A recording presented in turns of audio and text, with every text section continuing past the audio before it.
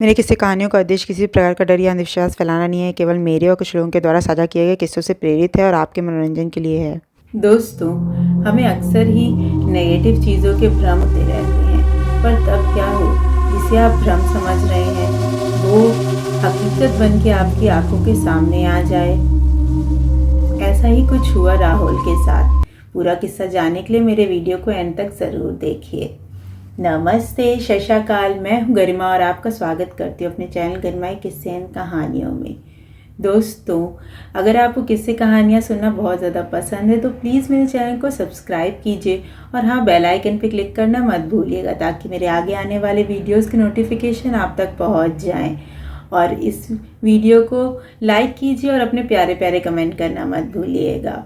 दोस्तों, राहुल अक्सर अपने ऑफिस आने जाने के लिए एक शॉर्टकट यूज़ किया करता था जिसमें बीच रास्ते में जंगल भी पड़ता था। वो रास्ता अक्सर सुनसान हुआ करता था, वहाँ लाइट्स भी नहीं होती थी, इसलिए उसके पेरेंट्स बहुत ज़्यादा डरते थे। वो उसे हमेशा समझाते थे कि ऐसे रास्ते से मत आया जाया करो, वहाँ पे कुछ भी शैतानी शक्तियाँ या भूत प्रेत हो सकते हैं। हो सकता है कोई डाकू ही बैठा हो जो तुम्हें लूट ले। लेकिन राहुल उनकी बातों को भ्रम बोलकर हमेशा हंसी में उड़ा दिया करता था।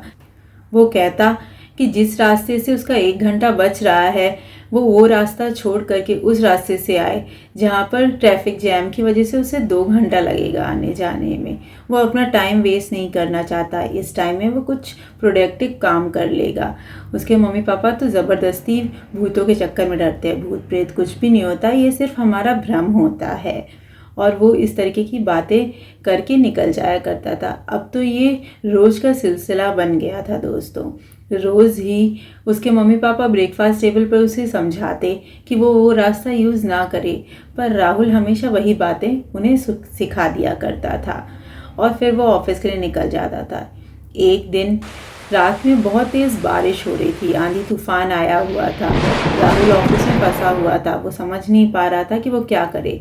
वो लॉन्ग रूट देख रहा था तो वहाँ पर बहुत ही भयानक ट्रैफिक लगा हुआ था।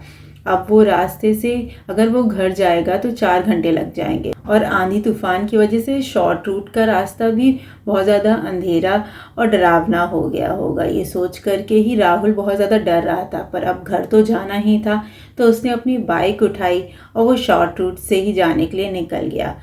अभी वो शॉर्टकट में आधे रास्ते पहुंचा ही था कि उसे ऐसा लगा कि उसकी बाइक के पीछे कोई लड़की बैठी है। उसने अपनी बाइक के साइड मिरर से पीछे देखने की कोशिश की, पर पानी की वजह से साइड मिरर से कुछ भी दिख नहीं रहा था। तो उसने अचानक से ही बाइक रोक दी। जैसे ही बाइक रोक करके उसने पीछे मुड़कर देखा तो वहाँ पर कोई भी नहीं बैठा था। राहुल ने सांस में सांस ली और वापस से अपनी बाइक स्टार्ट कर दी। तभी अचानक से सामने से एक कार बहुत तेज़ी के साथ उसकी तरफ चली आ रही थी। उसकी लाइट की वजह से राहुल की आंखें चौंधिया गईं और उसे कुछ समझ में नहीं आया। वो जाकर के एक पेड़ से भिड़ गया। पेड़ से भिड़ने की वजह से राहुल बाइक से गिर गया और वहीं पर बेहोश हो गया। 1-2 घंटे बाद जब उसे होश आया तो उसने उठ करके अपनी बाइक स्टार्ट करने की कोशिश की, पर बारिश में भीगने की वजह से उसकी बाइक स्टार्ट ही नहीं हो पा रही थी और आसपास भी कोई नहीं था। तो अब ना चाहते हुए भी उसे बाइक लेकर के उस बारिश और अंधेरी रात में ऐसे ही चलना पड़ रहा था। वो अभी चल ही रहा था कि अचानक से पीछे किसी लड़की ने उसे आवाज़ लगाई। उसे पीछे मुड़ करके देखा तो वो लड़की भागती हुई उसकी ओर आ रही थी। वो बहुत ज़्यादा डर गया कि इस सुनसान रास्ते में कौन लड़की आ रही है उसकी तरफ।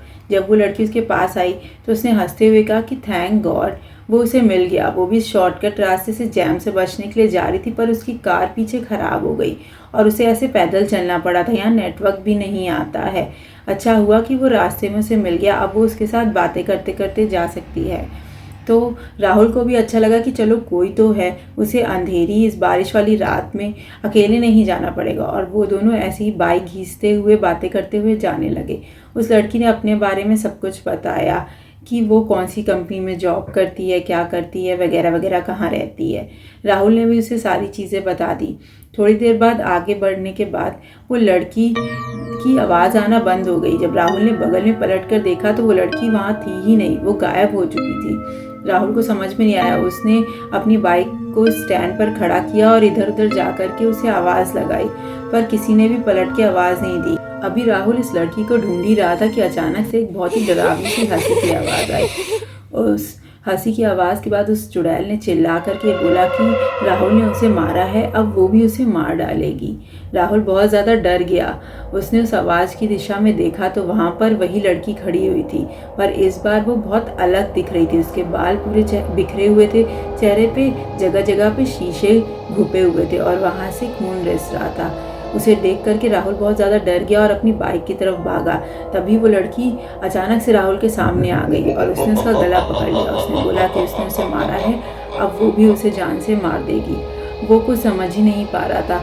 उसने डरते डरते उस लड़की से पूछा कि उसने कब उसे मारा। उसने आज तक कभी भी जाने में किसी को नहीं मारा है। तो उस लड़की ने बोला, थोड़ी देर पहले जब वो उसकी कार के सामने आ गया और उसे बचाने के चक्कर में उसने अपनी स्टीयरिंग मोड़ी और वो डिवाइडर से जा कर के गिर गई और उसकी ऑन द स्पॉट डेथ हो गई। अब वो उसकी वजह से अपनी फैमिली के पास नहीं जा पाएगी, इसलिए अब वो उसे भी नहीं जाने देगी कहीं पर भी और उसे यही मार करके अपने साथ ले जाएगी प्रेत लोग। राहुल बहुत ही ज़्यादा डर गया था। उसे समझ में नहीं आता। उसने उससे माफ़ी मांगी पर वो उसे छोड़ने के लिए रेडी ही नहीं हो रही थी।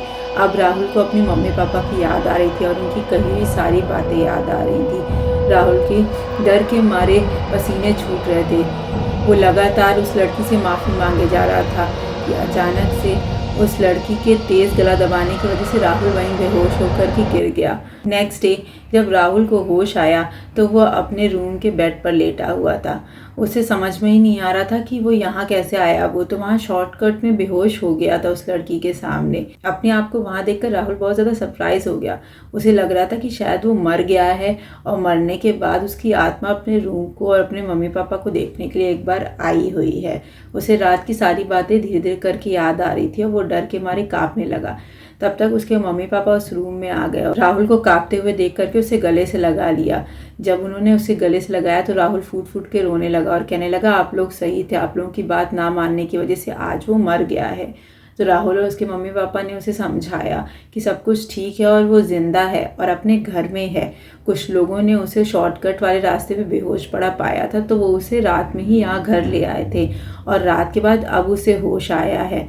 डॉक्टर ने बोला था कि डर के मारे और गले की नब्ज दबने की वजह से उसे अब होश आया है। कल रात तो वो लोग भी बहुत ज़्यादा डर गए थे। ऐसा क्या हुआ कि वो वहाँ पर शॉर्टकट रास्ते में बेहोश पड़ा मिला था।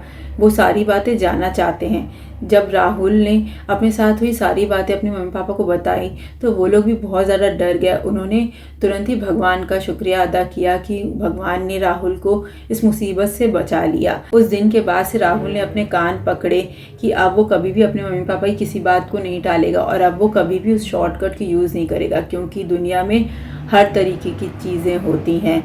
हो सकता है कभी कभी वो हमारा वहम और भ्रम भी हो और हो सकता है कभी वो वहम और भ्रम हमारी आंखों के सामने भी आ जाए। कैसा लगा दोस्तों आपको आज का मेरा ये किस्सा, मुझे ज़रूर बताइएगा और प्लीज़ मेरे चैनल को लाइक और सब्सक्राइब कीजिए और अपने प्यारे प्यारे कमेंट्स ज़रूर करिए। Thank you so much. मेरे चैनल को लाइक और सब्सक्राइब कीजिए और बेल आइकन पर क्लिक करना मत भूलिए।